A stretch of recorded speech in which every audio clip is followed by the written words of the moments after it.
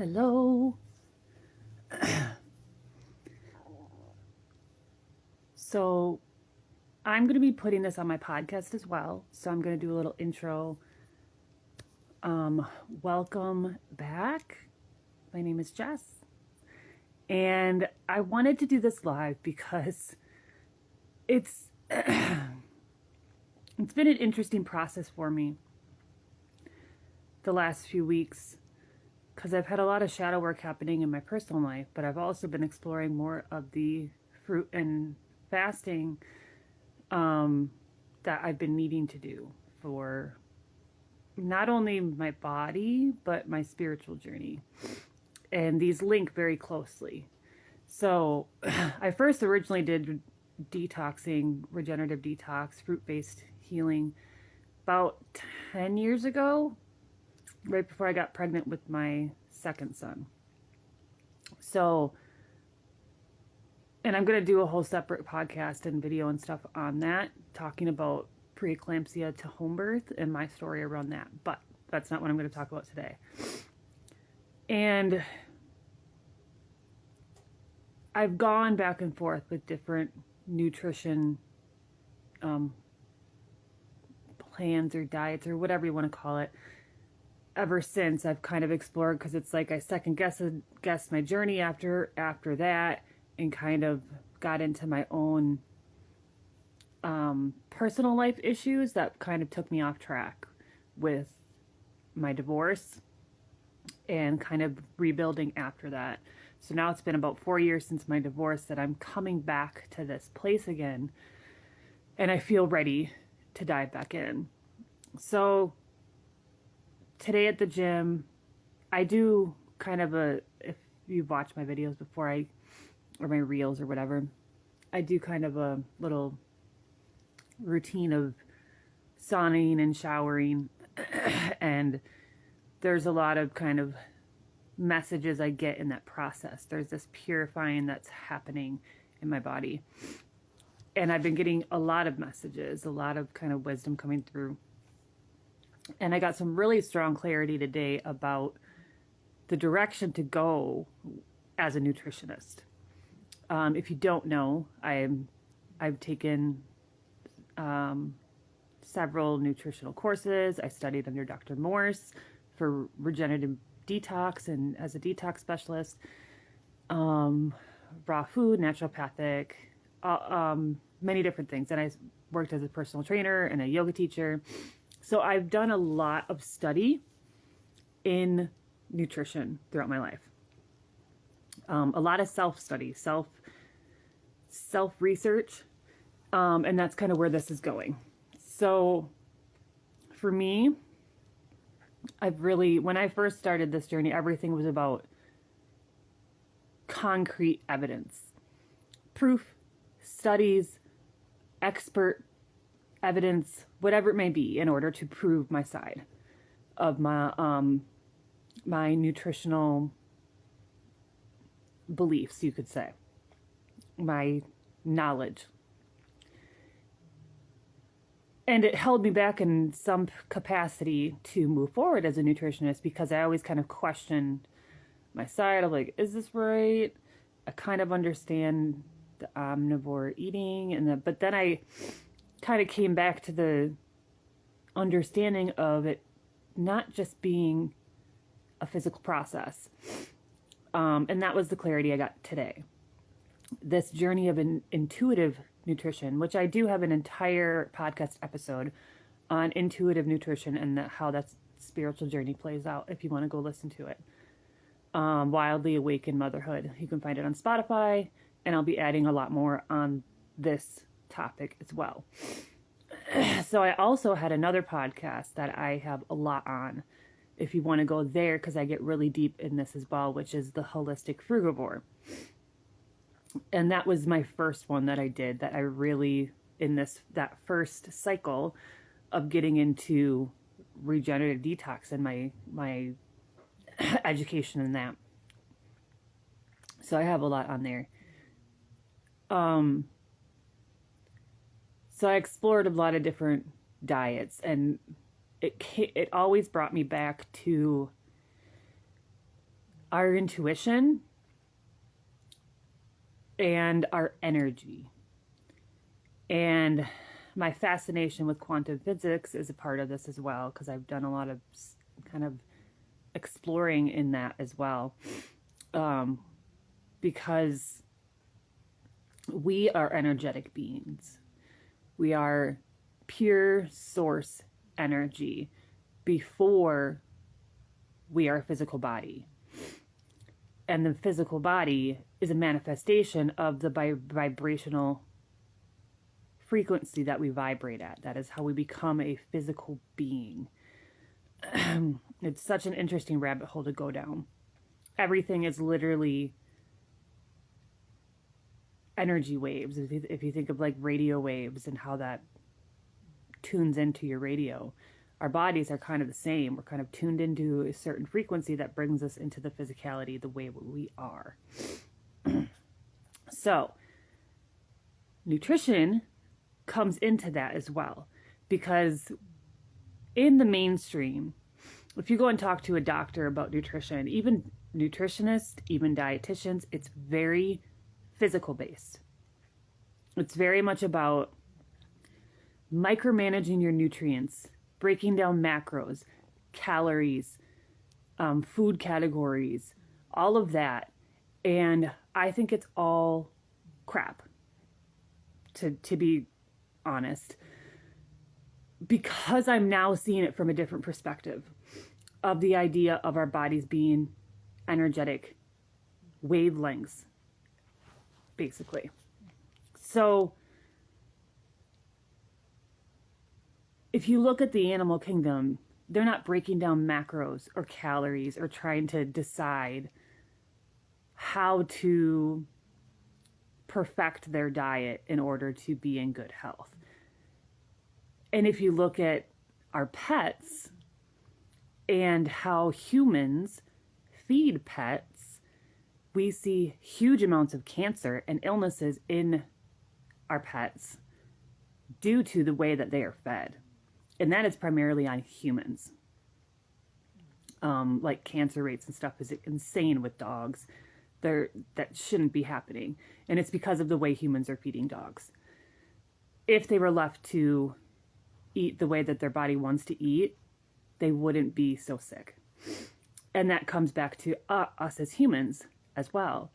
If we are truly eating the way that we are designed to eat from a place of intuition and vitalizing our energy, we're going to be eating in a very different way than we've been taught logically, from a very logistical and logical standpoint, the way things have been laid out in our society today of how to eat by micromanaging our foods. That is what is killing us. And that brought me to, I am very fascinated with like outdoor disaster stories and like survival stories, that kind of stuff. And I find it very fascinating the different range of people who survive on a certain length of time and how quickly some other people kind of break down without food. So I'll just give an example. One of the more recent stories I watched was a guy getting lost in the woods off of the Pacific Crest Trail. I think it was up in Washington, I believe. Some really forested areas, and got lost off the Pacific Crest Trail. And he ended up being out there for less than a week. I think it was only like 3 or 4 days. It was fairly cold, so the cold was more of a factor for him. However, he was so sickly when he was found he could barely walk because he didn't have food. I know he had minimal water too, but he was really struggling after only 4 days. Okay, humans are designed to be able to go very long without food, realistically. And you can look in the fasting community. You can look historically at like yogis and monks, and you can go months without food. but it has a lot to do with the purity that your physical vessels already at, meaning how devoted and intentional you've already been with your body up till that point. How high of a frequency is your body at? And that has so much to do with the intentionality you bring into your daily life, how you nurture your body, the frequency at which you vibrate at. And I think that has a huge factor in kind of these survival stories, because then there was another guy who got lost in a mountain, it might have been the Himalayas, some mountain chain. It was probably the Himalayas, I think, or Denali in Alaska. I don't remember. One that was super cold. After a week, the people who were searching for him assume they're looking for a body, right? You would assume after a week up in some frigid mountain region, I believe it might have been Alaska, off of Denali, something. I don't remember. Somewhere where your survival rate would be super low with the cold and the snow and no food sources whatsoever. I think he was mostly eating snow. He had some food, obviously, because he was hiking. He had some food in the early days that he kind of spread out. But he was a super, super active and like intentional person as a whole, not just as like a mountaineer. And he survived. I got to remember the days. It was something insane, like 52 days or 76, something. I know that's a big difference. It might have been in the 50s of days, 50 to 60. Longer than was, I think his story was the longest documented survival story in terms of how long they were lost before being found and found alive. However, there's historical documentation of like yogis and monks or whatever who have gone much longer than that without food, but a survival story is different. That was the thing, being lost in the wilderness and surviving this long of a time. It might have even been in the 70s, now that I'm thinking about it, in days, because it was through several months of like winter, because that's why people had a hard time. The rescue team had a hard time being able to find him, and then it became almost a body rescue or a body recovery because he was assumed to be dead. And I think he was living in a cave. And that was part of his ability to survive too. He happened to find some cave that he was able to be out in, so he wasn't in like out in the wind and the snow. Blizzard, it was like blizzard weather every day. But he didn't have food aside from snow, I believe. For a long time. And I remember, if you have interest in these stories, go find them on YouTube. So Mr. Ballin is one that I listened to. Outdoor Disasters, which is the one I believe this story was on.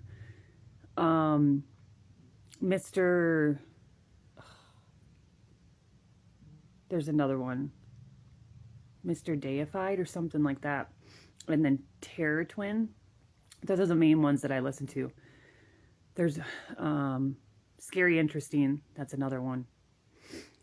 All of these have these types of survival accounts. And to know how long people go getting lost in the wilderness and surviving, it can be days to weeks. And like this one was months of zero food. I think they would have minimal, maybe finding foraged berries, streams for water, that kind of stuff.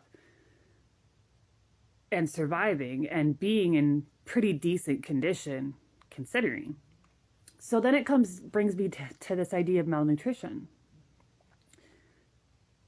Because it had me thinking, when I see things listed as like a death by malnutrition, something about it didn't sit right with me. And I can't remember, I saw it was, there was a post about a fruitarian woman who had died. It was a couple years ago that she had died. And it was some nutrition group who was kind of like using it as some sort of evidence against eating fruit-based because this woman had died, making it seem like her fruit-based eating is what killed her, but it wasn't. It's not the true story at all. And I didn't know her well, but I know people who did. Again, it's fruitarian community, fruit-based community. A lot of people are kind of linked. A lot of people come from the Dr. Moore studies, Dr. Sebi. There's a lot of different ones under that kind of group topic. So a lot of us are kind of connected, not necessarily know each other well, but at least know each other's stories. So this woman in particular, I know had an eating disorder, long-standing eating disorder. And I think that factored into her body as well, because I think she also had, I think it was colon cancer, and that was why she was doing this detox, was trying to heal her colon cancer. And now everybody can very quickly jump to that and be like, oh, well, her diet killed her. No, it's generally not true. Because when your body is already to the point of having a cancer, you've had extensive toxicity, obstructions, waste buildup in your body to create a cancer. That needs to be clear. And it doesn't heal overnight. It takes years, truly. Within months, you're going to start to see improvement. But if you're combining this colon cancer that she had with her eating disorder that she's always struggled with, there's going to be difficulties along the way, because it's not only a physical struggle, it's also a very mental and emotional struggle. It's a spiritual process, very spiritual process, because as you start to detox, there's so much shadow work that comes up along the way. And that's kind of where I've been the last couple weeks. I just kind of started into a fast. I've been on only watermelon for the last 3 days, and I'm working my way into doing a water fast. But not just water. I actually do more herbal infusions, nettle, comfrey, that kind of stuff for building and detoxing.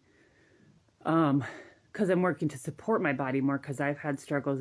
I put myself into too heavy of a detox in the past. So I have to be more intentional about how I support myself and not going too hard, too fast. And that's a very delicate part of a detox process as well.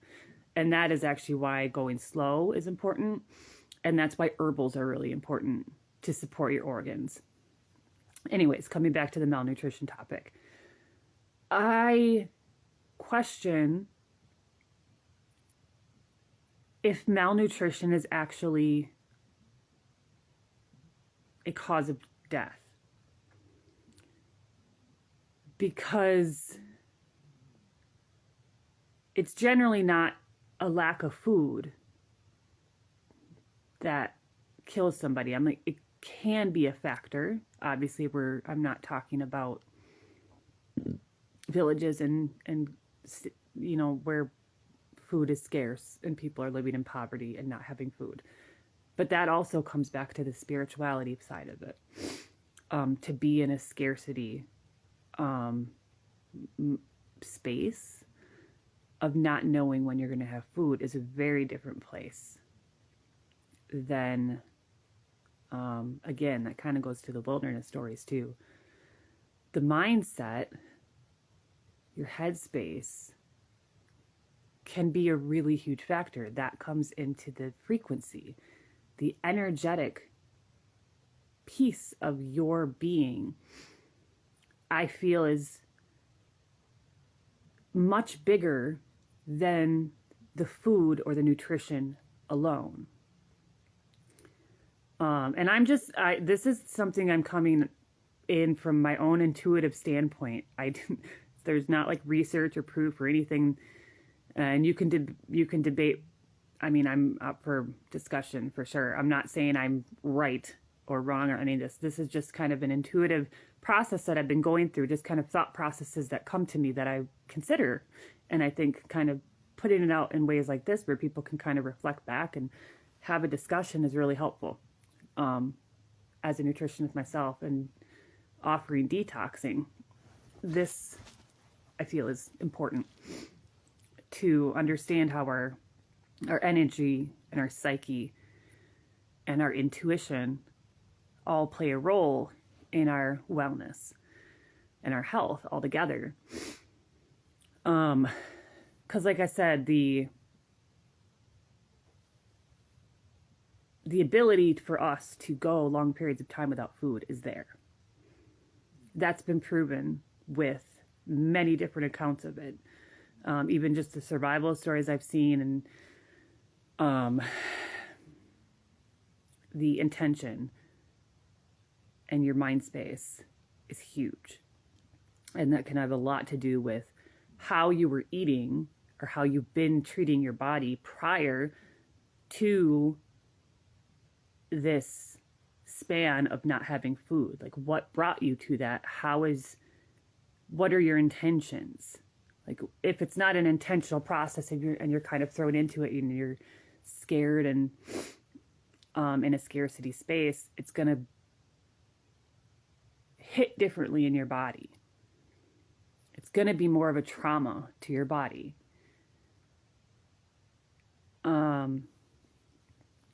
Yeah. And so that's why I'm realizing that so much of what I bring as a nutritionist is very intuitive and not something I can show you studies on. And it's something I've been tapping into for a while, but haven't fully trusted.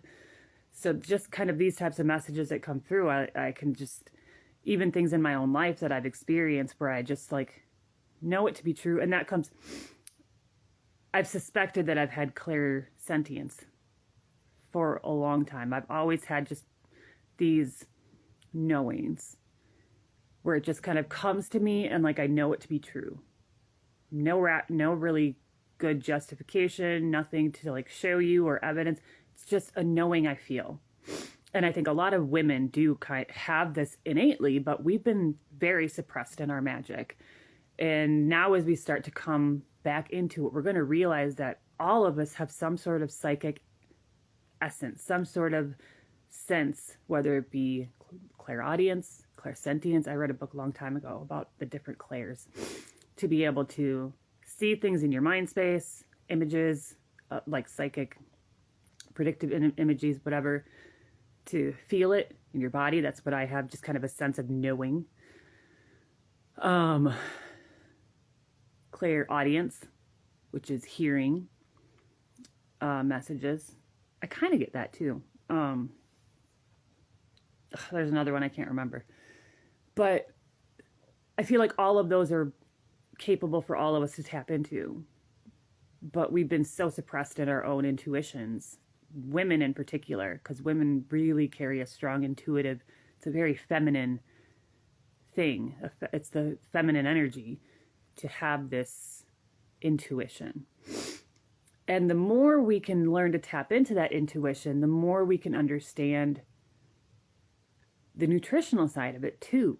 Our energy, our nutrition, how we nurture ourselves, how we are devotional to our body and our spirit. Because our health our nutrition is not just about what we're eating. It's so much bigger than that. Actually, it's so much smaller than that. Because it's very energy based. And now, stepping into the idea of the different diets that we see, that we always have trends. Like I said, I've been in the nutrition industry for a while, and I see the trends that come and go, and they come up with new names for these diets to try to pull people in, and it's the next best thing, and they have all this research convincing you that it's the next best thing.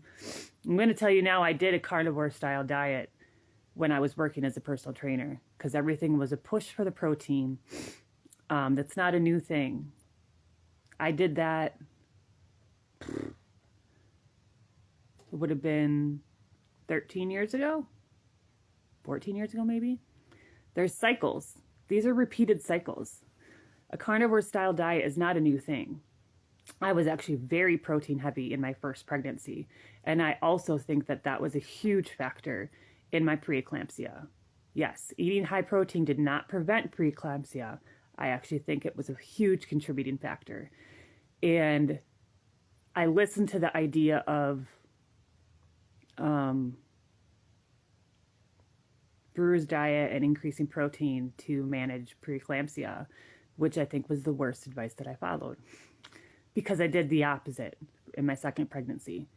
And I went very high fruit, cut all gluten. I wasn't eating any wheat products, no rices, no breads, no nothing.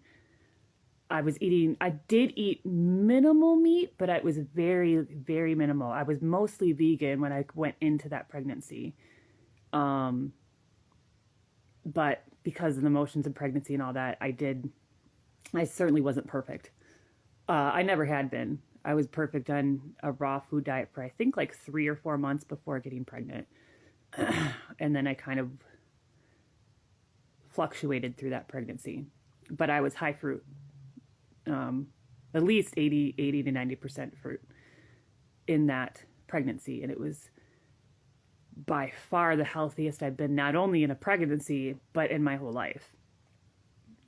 And I was told by my midwife to do a higher protein diet in order to prevent preeclampsia, which I had in my first pregnancy. I didn't listen. I did high fruit. And I had 0 symptoms of preeclampsia. And I went from a fairly serious case in the first. I had very high blood pressure. I actually went to the ER after having my son. We went home, and I think it was the second day after being home, after having him, I had to go back to the ER one night because my BP was through the roof. And I mean like through the roof, like up to 200 or something. Something like that. It was insane. And I was super dizzy and nauseous. So we had to bring our newborn baby into the hospital to get me moderated. So it was not good. And what this shows, which I want women to understand, our health issues in pregnancy is not because of pregnancy. The reason these things become prominent in pregnancy is because pregnancy, and especially in early pregnancy, there's kind of a subtle detox that takes place to try to cleanse your body, to purify it in order to nurture your baby and develop them in the womb. And that is why we see miscarriages. Most often, you're going to see miscarriages in the first trimester. That is because of this detox process. And I had a miscarriage myself several years back, so I'm very sensitive to this topic because it was very rough. However, there is something to be said about the meaning behind a miscarriage. Basically, what it's telling us is that our body is not balanced. It is not in a proper state, whether that be in the energetic field, in the emotional, the physical. It's not in a good space to carry a pregnancy, whatever that may be. It's often reproductive based. There's a lot of reproductive issues, which can go back to a lot of things. Diet is a factor, birth control is a factor, medications are factors. We're kind of getting fertility issues from a lot of what we're exposed to in the world. Thus the reason for detox. And if you are having fertility issues, doing regenerative detox is going to be a wonderful way, I would say the ideal way, to cleanse and heal your body in order to nourish a pregnancy. And that's part of where I'm going with my nutrition coaching as well, to heal the body for pregnancy, because I think it's so crucial. And we're going to avoid a lot of health issues in pregnancy that come up by doing this. Because like I was saying before, the symptoms that come up in pregnancy are not because of pregnancy. It's because of a certain detox effect. And now when things like preeclampsia or gestational diabetes come up, whether it be blood pressure, edema, where you're carrying a lot of water weight, really excessive weight gain. I gained a lot of weight in all my pregnancies, like a good 60 to 70 pounds with each one. And my blood pressure was an issue in the first. I definitely had edema as well. I had protein in my urine in the first one. That's why I was diagnosed with pre-E.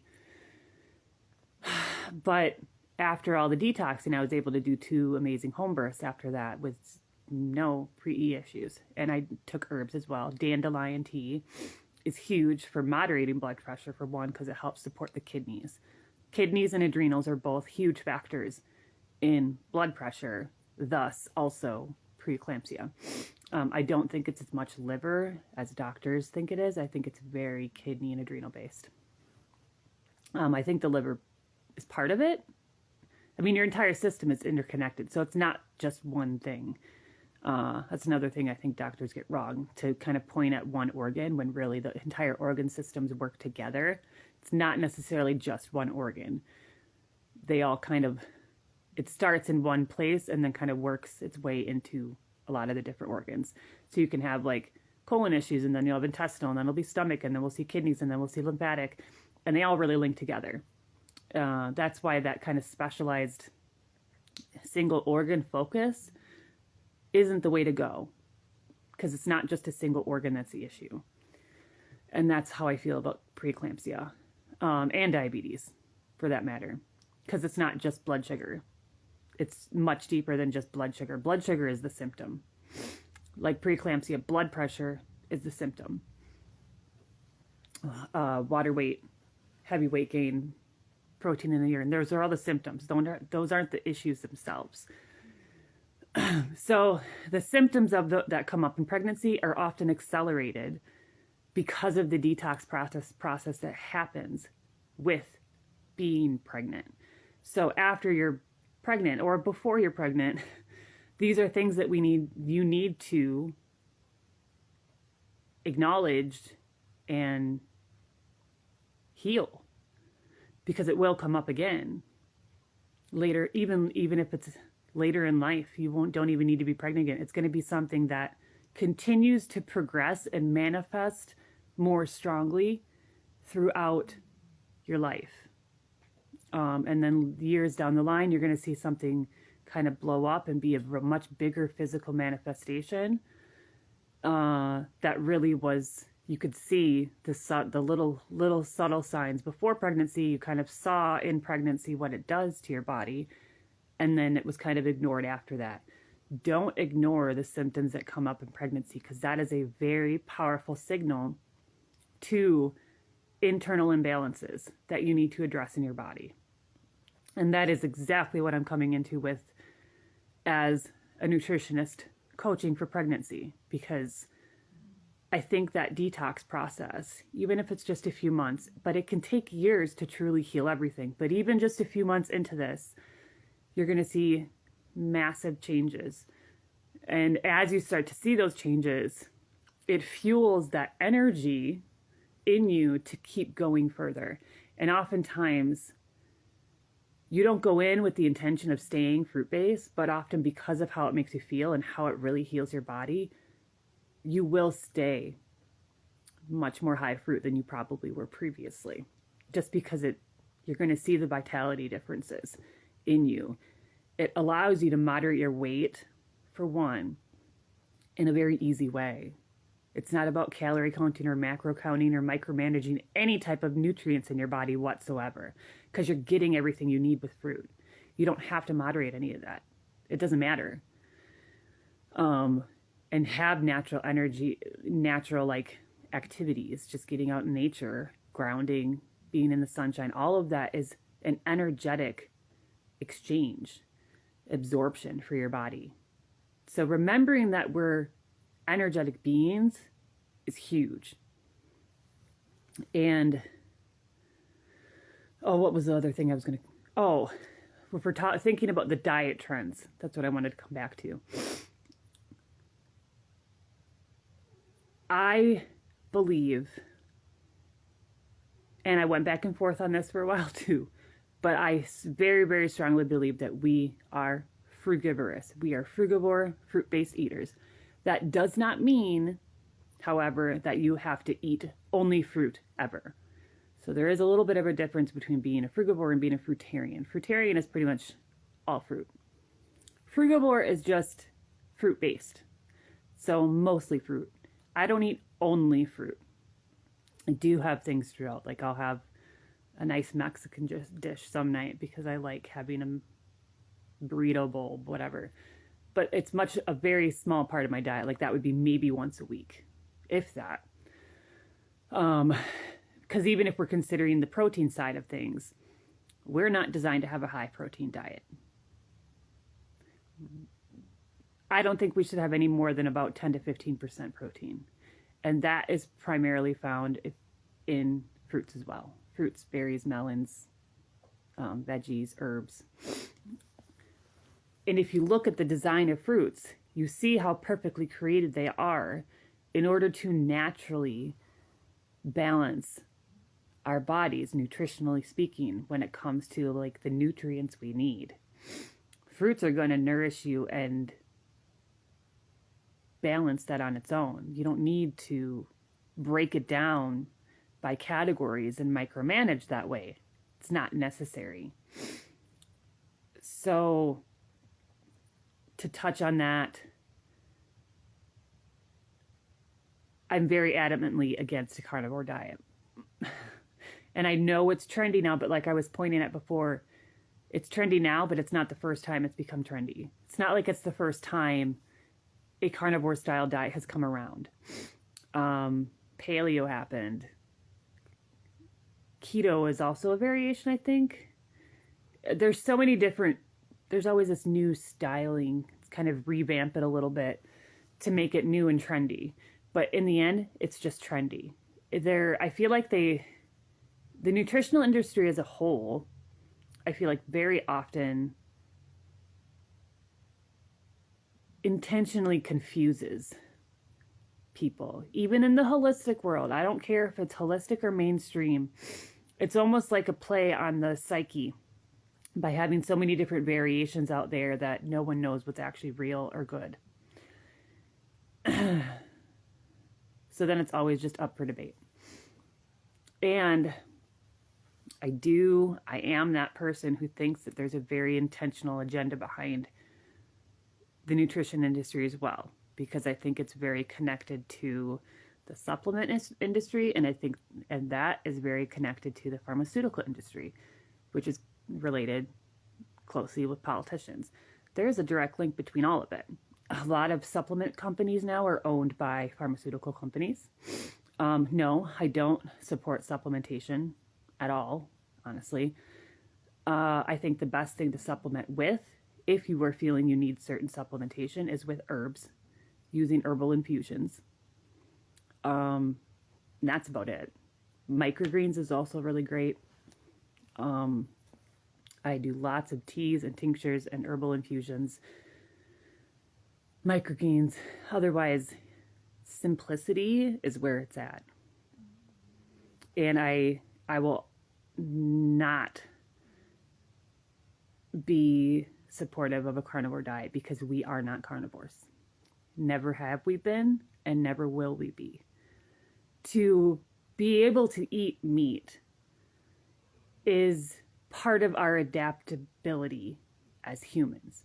Because we've adapted to be able to eat a wide variety of diets, historically speaking, if we look back in certain lineages, ancestral lineages, there's going to be certain lines that can be much more meat heavy, like Inuit would be a good example. People who live in very barren landscapes and like tribes who live in very cold climates. Siberia would be another example.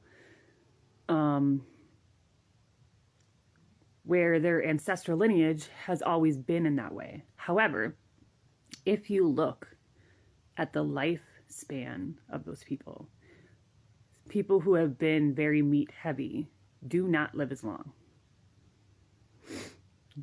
generally speaking.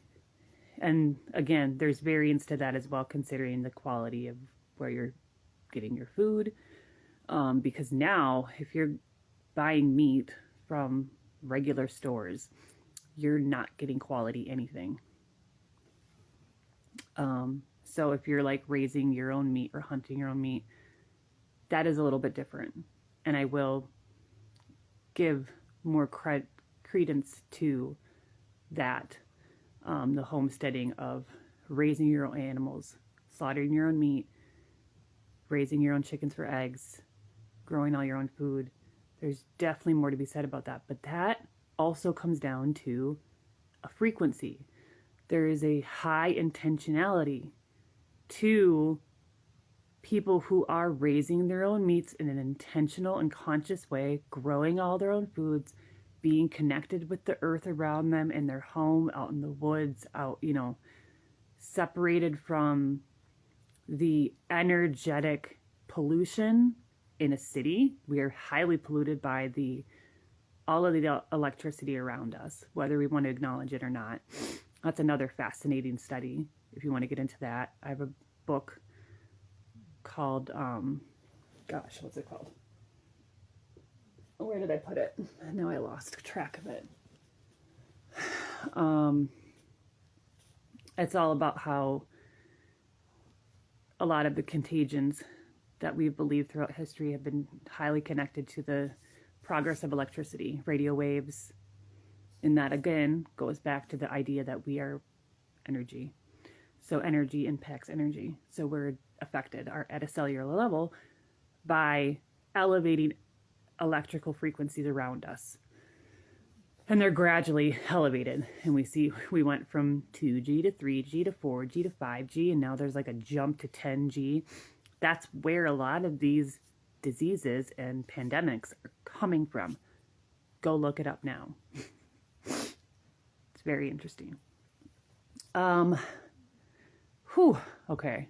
I've covered a lot so far. I knew this would be long because I've had so many thoughts.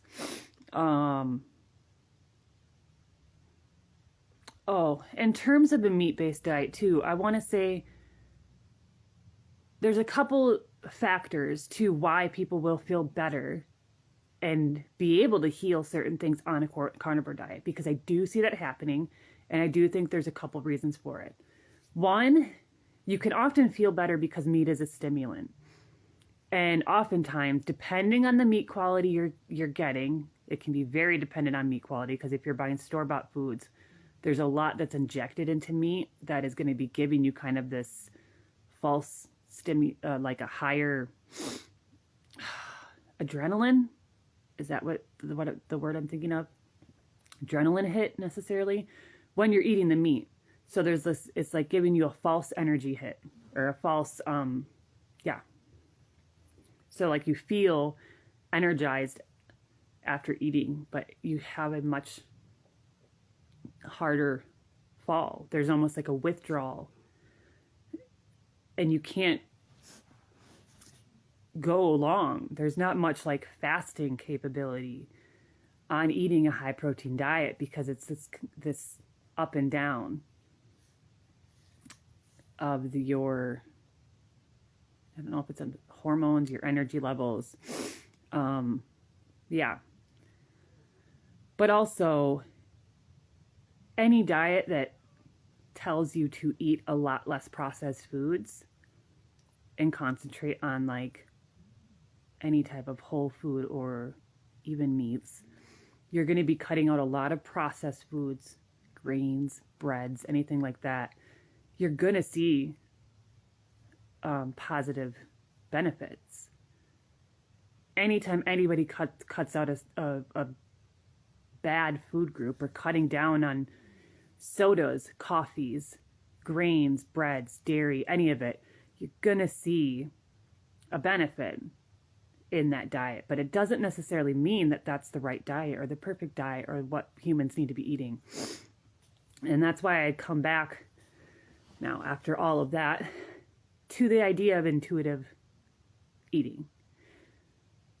But I do also think that this detoxification process is necessary in order to be able to get to a true intuitive guidance for nutrition. Because when we've been eating a certain way for all of our life, let's say just a standard American diet, we're very congested. We got lots of obstructions. Our colon is backed up. We're constipated is a big issue. You're holding in toxicity and waste in your body. It's poisoning you from the inside out. So the amount of obstructions, lymphatic stagnation, kidney, all the organ weaknesses that have happened because of, say, 30 years eating a certain way, 40 years eating a certain way. You have to go back and heal that and cleanse out your body, clean out all the crap, literally, to be able to regenerate. And not only at the physical level, all of this helps create a very emotionally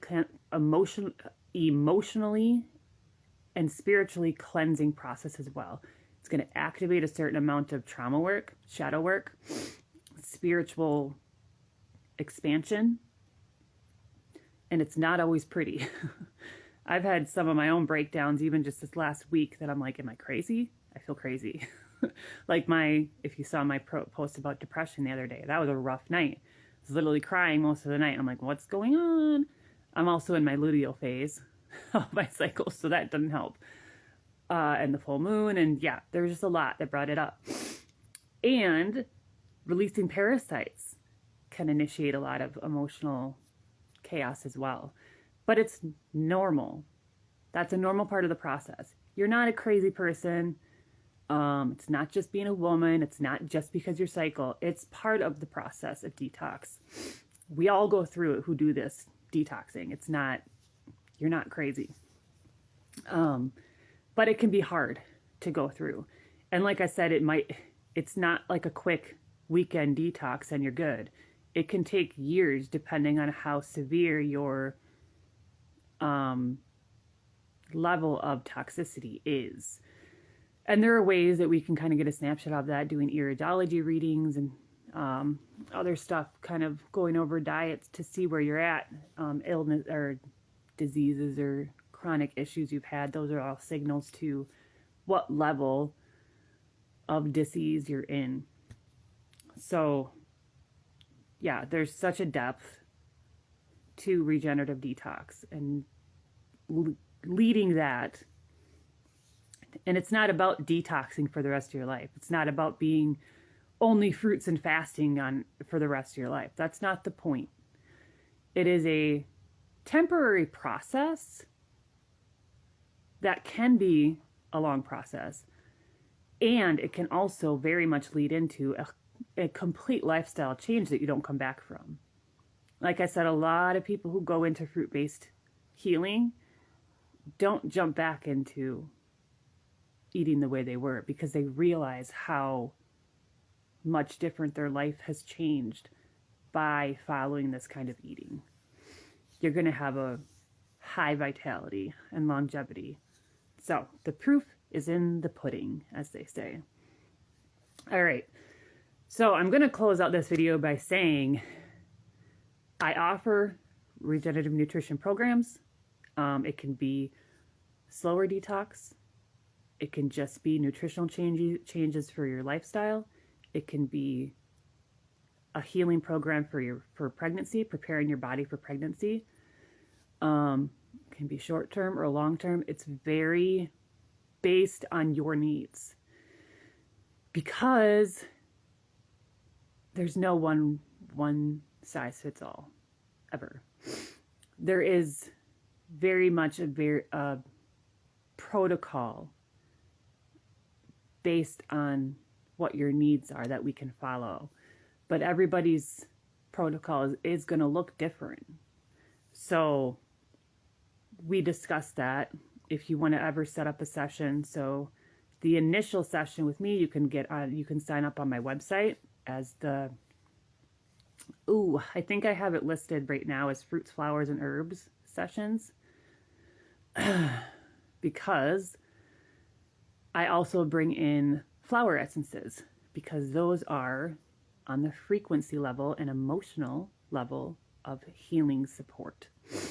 Because I have an herbal company as well, Wild Mother Herbals. which I'm just kind of getting that going this year.